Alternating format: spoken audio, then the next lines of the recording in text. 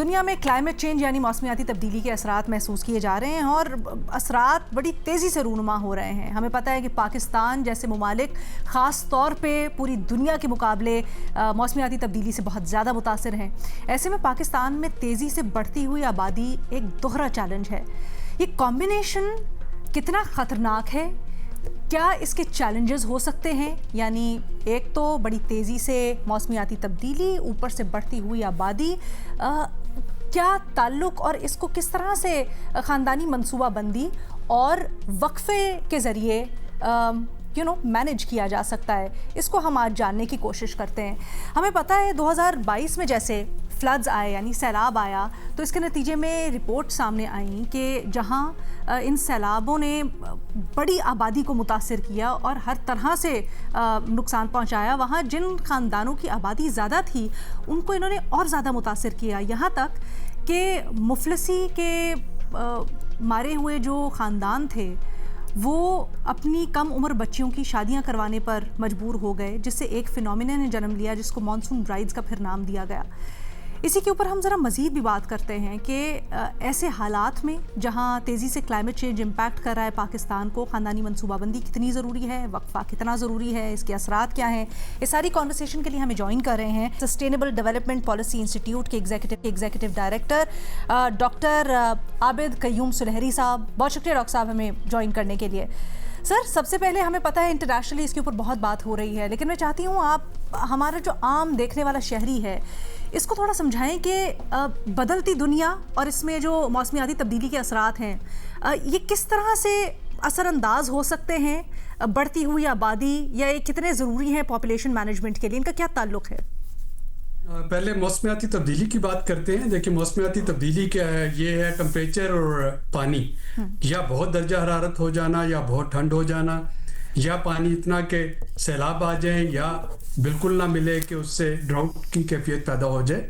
और जब ये अनप्रडिक्टेबल हो, और जब ये अनप्रडिक्टेबिलिटी आती है तो उससे क्या होता है? उससे आपकी सबसे पहले तो फसलें मुतासर होती हैं, फूड सिक्योरिटी इम्पैक्ट होती है, जो सेहत की सहूलियात हैं वो मुतासर होती हैं, पीने का साफ़ पानी उसकी अदम दस्तियाबी की बात करते हैं, सैलाब की अभी आप बात कर रही थी, इंफ्रास्ट्रक्चर जो है वो इम्पैक्ट होता है।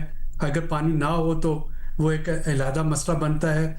जो हीटिंग बढ़ती है, आप के जो कूलिंग की रिक्वायरमेंट है वो बढ़ेगी। जब आपके एसीज़ की या पंखों की रिक्वायरमेंट बढ़ेगी तो इम्पोर्टेड फ्यूल की रिक्वायरमेंट बढ़ेगी।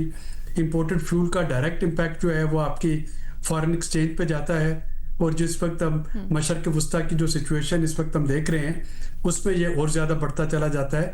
तो ये सारा जो है, इसको दो तरीके हैं मैनेज करने के।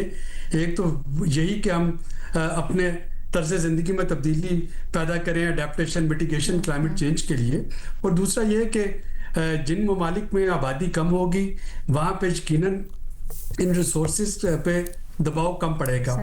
अब जहाँ पे 245 मिलियन की आबादी है, वहाँ पे खुदा न खास्ता जैसे अभी जो बारिशों का भी स्पेल दोबारा से थर्सडे से शुरू हो रहा है, तो ये पंजाब में और सिंध में जहाँ पे कि गंदम की फसल अब कटाई के लिए तैयार है, पंजाब में जो बारिशें होंगी वो ज़ाहिर है कि गंदम की फसल को मुतासर करती हैं। अगर गंदम की फसल मुतासर होती है तो आप देखें कि इतनी बड़ी आबादी को जो स्टेपल फूड है हमारी गंदम का आटा, अगर वो नहीं मिलेगा तो किस तरह का क्राइसिस जो है वो वहाँ पे पैदा हो सकता है। हाँ, हमारी जो सारी एक्सपोर्ट है वो कॉटन पे डिपेंड करती है। अगर आपकी कॉटन क्रॉप जो है मॉनसून में खुदा न खास्ता वो मुतासर होती है तो इसका मतलब है कि आपके टेक्सटाइल का ऑर्डर और आपकी एक्सपोर्ट सारी जो है वो इफेक्ट हुई, उससे आपका ज़र मुबादला कम हुआ, और अगेन मजीद कर्जे लेने पड़े और IMF की मजीद शराइत आ गई। इवन हमारी जो दूसरी दो एक्सपोर्ट्स हैं, चावल और आम में हमने देखा है कि ये जो एकदम से टेम्परेचर शूट अप करेगा, पिछले चंद सालों से हम देख रहे हैं कि जो अप्रैल के बाद एकदम टेम्परेचर शूट अप करता है वो आम के शगुफों को जला देता है, और हमारी मैंगो एक्सपोर्ट उससे मुतासर हो रही है। तो ये सारी चीज़ें आबादी से डायरेक्टली लिंक्ड हैं। अगर तो पाकिस्तान की आबादी जो है किसी जो सेंट्रल एशिया की मुमलिकत के बराबर या किसी यूरोपियन मुल्क के बराबर हो, तो आपको ये सारे प्रेशर जो हैं, हुकूमत बड़ी तैयार होती है। हुकूमत के पास महदूद वसाइल हैं, उन्हीं वसाइल से उसने सेहत, तालीम, इंफ्रास्ट्रक्चर, क्लाइमेट चेंज, ये हर चीज़ से निपटना है। और जब इस तरह की डॉक्टर कोई साहब इमरजेंसी आती है तो जाहिर है कि आपकी सारी प्लानिंग धरी की धरी रह जाती डॉक्टर है। साहब अमूमन इस तरह की कॉम्प्लेक्स चीज़ों को, इतनी पेचीदा टॉपिक्स को समझने के लिए नंबर्स, आदाद शुमार ज़रा आसानी पैदा करते हैं। आपके पास इससे मुतालिक कोई आदाद शुमार है जो हमें बता सकें कि आने वाले सालों में ये जो क्लाइमेट चेंज है किस तरह मुतासिर कर सकता है आबादी और बढ़ती हुई आबादी को? देखिए, क्लाइमेट चेंज के लिए अगर पाकिस्तान के आप अडेप्टेशन के नंबर्स देखें तो आपको जो गैप है वो 348 बिलियन डॉलर्स का गैप है। क्या अब मतलब? इतना बड़ा गैप है, 348 बिलियन डॉलर का गैप है जो आपकी रिक्वायरमेंट और आपकी अच्छा। जो रिसोर्सेज हैं। जब आपका इतना बड़ा गैप है तो जाहिर है कि आप उस गैप को पूरा करने के लिए, क्लाइमेट फाइनेंसिंग के गैप को पूरा करने के लिए हुकूमत हर तरह की कोशिश कर रही होती है। लेकिन इसका एनर्जी पे अगर हम देखते हैं, अब एनर्जी को देखिए कि एनर्जी इंपोर्टेड फ्यूल से लेंगे तो महंगी पड़ेगी। अगर हम सोलर पे जाते हैं जो कि एक आसान तरीका है तो कैपेसिटी पेमेंट चार्जेस आड़े आ जाते हैं। अब इतनी बड़ी आबादी को बिजली सस्टेन प्रोवाइड करना जब हुकूमत नहीं कर पाएगी तो सोलर पे शिफ्ट होंगे। और हमारे यहाँ इस वक्त सोलर जो है 35 गीगावाट सोलर एनर्जी जो है वो पिछले साल में इंस्टॉल हो चुकी है। और यही वजह है कि हुकूमत को इसको डिस्करेज करना पड़ा पिछले बजट में बाकायदा तौर पे टैक्सेस लगा के। बड़ा मसला ये भी, एक तो हम माइक्रो लेवल या होलिस्टिक लेवल पे देख रहे हैं। अगर माइक्रो लेवल पर आके देखें तो फिर इसके असरात इंडिविजुअल हाउस होल्ड्स के ऊपर भी शदीद पड़ते हैं। हमें पता है कि खतरे गुर्बत से बड़ी आबादी नीचे है। हाँ, और अगर आप इसके हाइस्ट के अदाद शुमार देखें जो house hold income and expenditure सर्वे है, यानी तो उसमें देखिए कि पाकिस्तान में जो स्पेंडिंग होती है घरानों की, सबसे ज्यादा स्पेंडिंग जो है वो घर के किराए और ट्रांसपोर्ट पे लग रही है। और उसके बाद यूटिलिटी बिल्स पे लग रही है। ये 65, अगर आप 100 रुपया खर्च करते हैं तो 65 रुपए आप घर का किराया, अपनी ट्रांसपोर्ट की कास्ट और यूटिलिटी बिल्स में दे रहे हैं। सेहत पे आपके सिर्फ 3.25 रुपए लग रहे हैं और तालीम पे आपके सिर्फ 2.5 रुपए लग रहे हैं। अच्छा। तो ये जितनी आबादी का प्रेशर बढ़ता जाएगा, अब जाहिर है कि अगर एक आम जो घराना है उसको घर का किराया भी देना है, उसको ट्रांसपोर्ट भी देना है, उसको यूटिलिटी बिल्स भी देना है, हुकूमत तो इस पे कुछ नहीं कर सकती। लेकिन हुकूमत को फिर जहाँ पे करना है वो है तालीम और सेहत। यहाँ पे कि हमारे मिनिमम रकम जो है वो लग रही है, जो कि 3 रुपए 3.25% है और 2.25% है। अच्छा, अब हुकूमत को अगर वहां पे फोकस करना होगा तो क्लाइमेट चेंज पे कंप्रोमाइज कर जाएगी।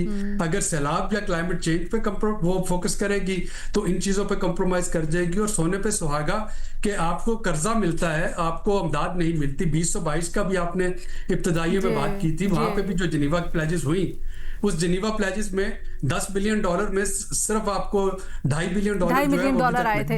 अच्छा सुलहरी साहब ये प्लीज बता दीजिएगा कि इस वक्त जो माहौलियाती मामलात से मुतालिक पॉलिसीज हैं, क्या उसमें इस बात का ख्याल रखा गया है? हमारी जो पॉपुलेशन मैनेजमेंट की पॉलिसी, वैसे तो कुछ सच नजर नहीं आ रही, बट उसके ऊपर आपका टेक अवे क्या है? और हुकूमत को आइंदा इससे मुतालिक क्या कोई ठोस पॉलिसी साजी करनी चाहिए और वो क्या हो? देखिए, इस वक्त थोड़ा सा हमें जो है डेविल्स एडवोकेट बन के क्वेश्चन करना होगा कि पॉपुलेशन क्यों मैनेज नहीं होती। पॉपुलेशन इसलिए मैनेज नहीं हो रही कि अक्सर जगहों पे ये तासर होता है कि एक मुंह है और कमाने वाले 2 हाथ हैं। तो हर आने वाला फर्ज जो है वो 2 हाथ लेके आता है ताकि कमा सके। आप देखें कि अगर आप कुछ सर्वे करेंगे, अपने स्टूडियो में सर्वे कर लीजिए, तो जितनी ज्यादा एजुकेटेड और जितनी ज्यादा वो अच्छे इनकम ग्रुप में लोग होंगे, उनके यहाँ बच्चों की तादाद जो है वो 2 से 3 तक होगी। जो सैलरी और एजुकेशन कम होती जाएगी, नंबर ऑफ चिल्ड्रन ज्यादा होते चले जाएंगे, चूंकि ये एक कोपिंग स्ट्रेटेजी बन जाती है लोअर इनकम अर्नर के लिए। और चूंकि जब आपके पास कोई और जो है स्ट्रेटेजिक चॉइस नहीं बचती है या सोशल प्रोटेक्शन नहीं बचती है, तो वहां पे फिर यही मॉडल चलता है कि जितने ज्यादा बच्चे होंगे उतने ज्यादा कमाएंगे घर के अफराद, और ये मिलके अखराजात जो है पूरे करेंगे, चाहे वो चाइल्ड लेबर में हो या कुछ भी हो। तो हमें अगर एजुकेशन और उसको हेल्थ को प्रमोट कर सके हुकूमत, ताकि कम अफराद भी हों लेकिन उनके पास जो जनरेशनल मोबिलिटी की अपॉर्चुनिटीज हों, तो यकीनी तौर पे जो आपको ऊपर लेके जाता है अपने सर्कमस्टांसिस से, वो तालीम इस वक्त एक बुनियादी उसका जुज़्व है। तो अगर हम तालीम ही को बेहतर कर दें तो आप देखेंगे कि ये नंबर ऑफ चिल्ड्रन जो है ये कम होते चले जाएंगे। ठीक है। अगर हम इस अजम्पशन को मानते हैं कि जितने ज़्यादा पढ़े लिखे हैं उतने आपके बच्चे कम होंगे, और वही आपके लिए फिर जो रिसोर्सेज है उसको बेटर आप यूटिलाइज कर सकते हैं बाकी तमाम चैलेंजेस पे, इंक्लूडिंग क्लाइमेट चेंज। ठीक है, thank you so much ji.